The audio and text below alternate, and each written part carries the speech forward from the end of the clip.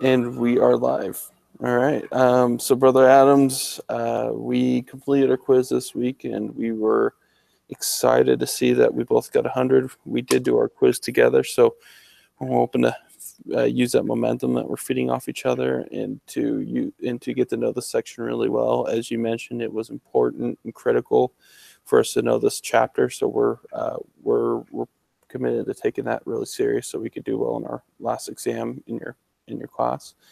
Anyway, the problems. It was kind of interesting to see how the last chapters we've gone over have been building up to what we're studying this week, and so I thought that was interesting because I made a connection this week that everything we've been studying up to this point has been of nominal value, which is really not a real way to gauge the real worth of our economy. Now that we're studying this, where it's showing us more real value, I'm seeing the importance of gauging the real worth in an economy and the real worth of what our value is as an economy. So that's what I've been finding out that's interesting so far. Is it does make sense, is what I'm getting at.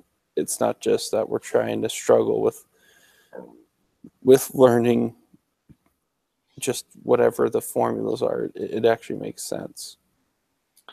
Yeah, I think the aggregate supply and demand makes a lot more sense than just regular supply and demand, because aggregate, you're talking about everything, the supply of everything and the demand of everything combined. And I think that makes a little bit more sense, and you see it in the long run and the short run, and you see the differences between the long run and the short run.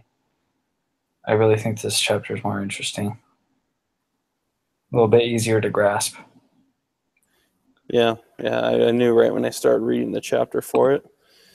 I could tell right away when it said, like, okay, well, this chapter you studied price levels. This chapter you studied, uh, monetary values, and you studied whatever it said. But what I'm trying to get at is that it was interesting how it pieces it all together just to prepare us for this.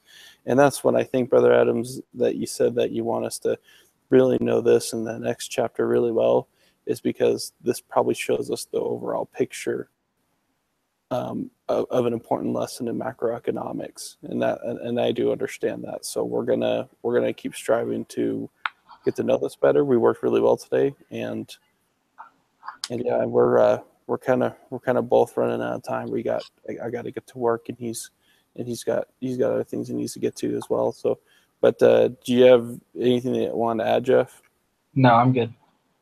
Okay.